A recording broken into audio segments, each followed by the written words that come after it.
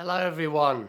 It's 6 o'clock in the evening, but you may see that I've switched the light on in our sitting room and I look out on quite a dreary evening. It feels more like 9:30. But of course I know that for healthy growth we need sunshine and rain. And so I bow to the wisdom of the gardeners among us. Here is an update about this season and about the next 3 months at Denham Parish Church. I went to a really helpful seminar this week by someone who's been in disaster relief, and he has applied that to our current crisis. And he told us that in disaster relief, there are always three phases. The first one is response, in which we just respond to the catastrophe, to the crisis, and ensure that people have the basic needs covered.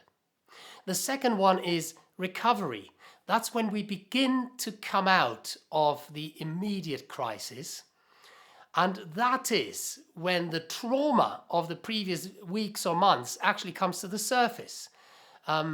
Grief, anger, bewilderment, anxiety. And that's what we are moving into at the moment as the lockdown is being eased, as some people return to work physically, as some children return to school, as some shops open again. And his big advice was, by the way, the third phase is rebuilding. When the crisis is over, we rebuild and we ask, should we build as it was before the crisis, or are we rebuilding something slightly different? And his big advice was, you cannot fast forward from response to rebuilding. Give time to recovery. Give space for people to reflect. What has just happened? What has been the impact on me, and my family, my community, our country, our world? How can I be kind to myself and find help to process the emotions I'm going through? So don't be surprised when you and others around you display some of these symptoms of stress, of trauma. Let's give each other and ourselves space to reflect. Let's listen to one another and give each other the gift of listening. And let's bring our trauma and our mixed emotions before God, who knows us and loves us. So we want to do that as a church together as well.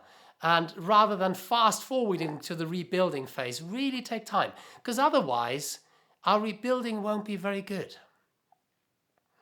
We would have launched our new Mission Action Plan in May. We called it MAP 2020, MAP Mission Action Plan. And we would have had the launch events in the month of May. Of course, then the COVID crisis happened. And so at PCC and leadership, we've been reflecting on it. We've been reviewing it. And the consensus that's emerging is, while many aspects are still valid, others may have to change. And maybe God is showing us new opportunities in this season, which we have to grab while God is giving them to us. So we will launch our Mission Action Plan not as one tidy, shiny box, but in a more flexible way.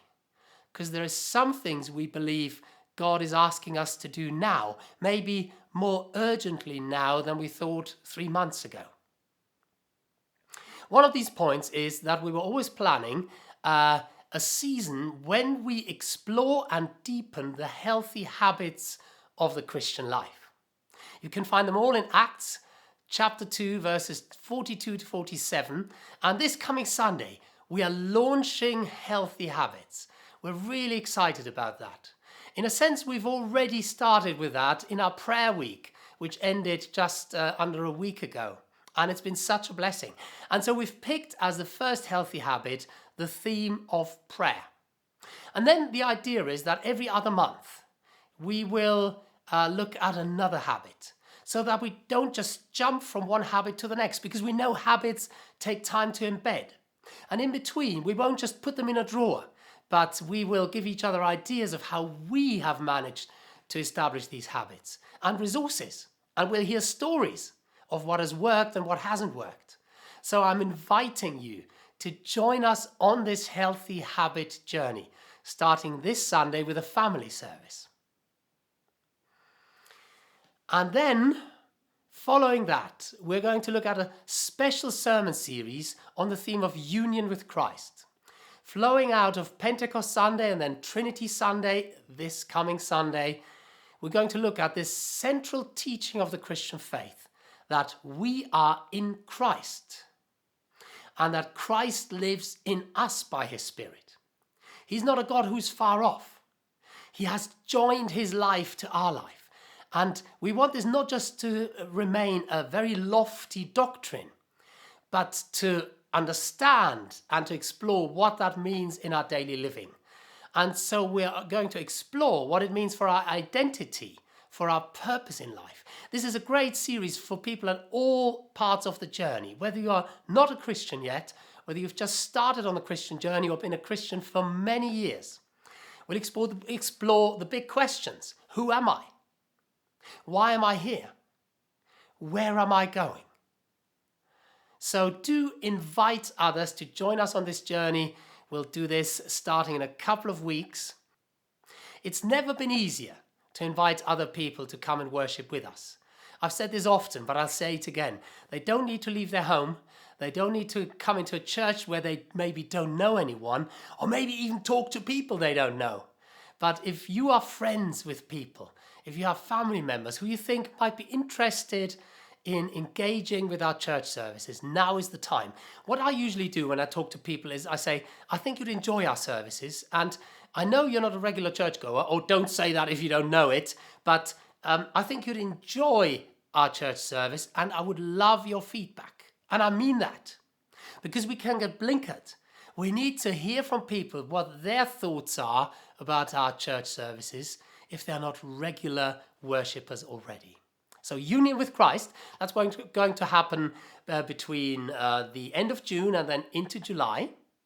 And then in August, to support our reflection in the recovery phase, we are going to start a series called Reset.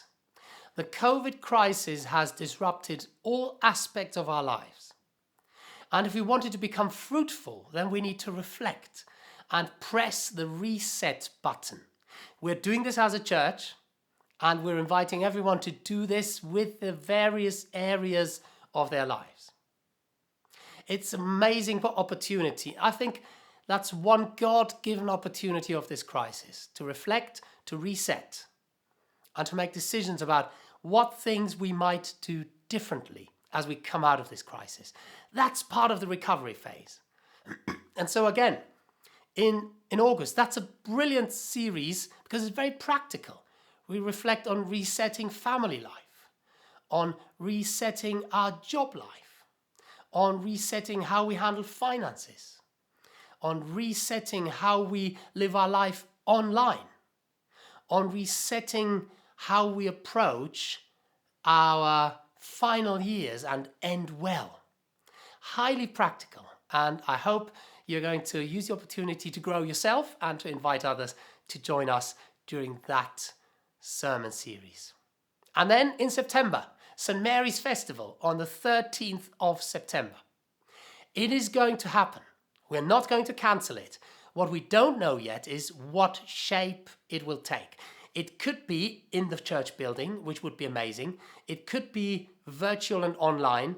It will probably be a mix of both. But we will celebrate. And any ideas you have to make this a special weekend, please let us know. Which leads me to my final point. Many of you are asking, when is the church reopening? The short answer is, I don't know. The church is waiting for guidance from the government. The government hasn't been clear yet. But what I can tell you is, it won't open before July, and maybe it will be postponed again. And we have working groups in this church working at the logistics and the health and safety aspects. We have working groups in this church looking at the new normal. What will the world look like when we slowly come out of this crisis?